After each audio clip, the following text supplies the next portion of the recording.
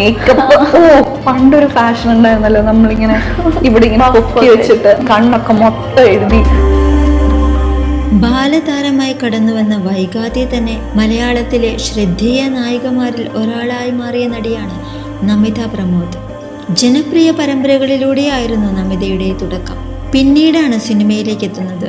Block buster ഹിറ്റായി മാറിയ traffic എന്ന ചിത്രത്തിലൂടെയായിരുന്നു തുടക്കം.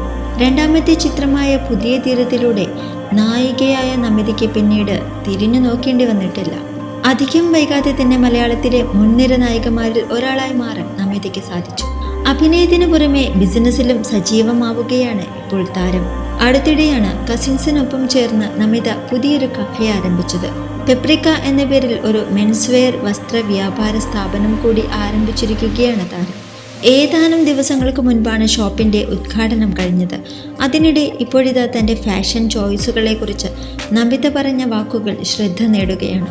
സിനിമയിൽ വന്ന സമയത്തെ തൻ്റെ ഫാഷൻ ചോയ്സുകൾ ഓർത്ത് ഖേദമുണ്ടെന്ന് നമിത പറയുന്നു. അന്ന് താൻ ചെയ്തിരുന്ന കാര്യങ്ങൾ ഇന്ന് ഓർക്കാറ് പോലുമില്ലെന്നും അതൊക്കെ ചെയ്യുമ്പോഴും ദീപിക പദുക്കോൺ ആണെന്നായിരുന്നു തൻ്റെ വിചാരമെന്നും നമിത പറഞ്ഞു. എൻ്റെ ഡ്രസ്സിങ്ങും മേക്കപ്പുമെല്ലാം അത്രയും മോശമായിരുന്നു. മുടി പിന്നിലേക്ക് ചീകി മുൻഭാഗം പൊക്കി വയ്ക്കുന്നതൊക്കെ എൻ്റെ സിഗ്നേച്ചർ സാധനമായിരുന്നു. അതൊക്കെ റിഗ്രറ്റ് ചെയ്യുന്നുണ്ട്. കണ്ണൊക്കെ എഴുതി സ്മോക്കി ലുക്കൊക്കെ നൽകി റെഡ് ലിപ്സ്റ്റിക് ഒക്കെ ഇട്ട് ദീപിക പദുക്കോൺ ആണെന്നായിരുന്നു അപ്പോഴത്തെ എൻ്റെ വിചാരം.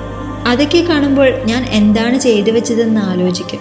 റിഗ്രറ്റ് മാത്രമേ ഉള്ളൂ, നോക്കാനേ തോന്നാറില്ല എന്നാണ് നമിത പറയുന്നത്. പണ്ടൊരു ഫാഷൻ ഉണ്ടായിരുന്നല്ലോ, നമ്മളിങ്ങനെ ഇവിടെ ഇങ്ങനെ പൊക്കി വെച്ചിട്ട്. അതൊക്കെ എന്റെ മറ്റേ സിഗ്നേച്ചർ സാധനമായിരുന്നു പണ്ട്.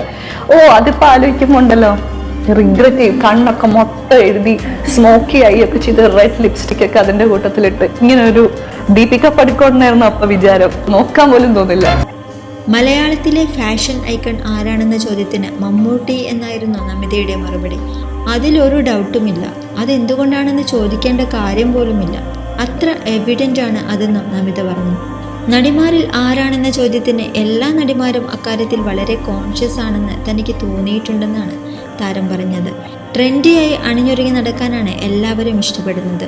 എല്ലാവരെയും കാണാൻ നല്ല രസമാണെന്നും നമിത വ്യക്തമാക്കി. ബിസിനസ് രംഗത്തേക്ക് ചുവടുവെച്ചെങ്കിലും സിനിമയ്ക്ക് തന്നെയാണ് താൻ പ്രാധാന്യം നൽകുന്നതെന്ന് നമിത പറഞ്ഞു.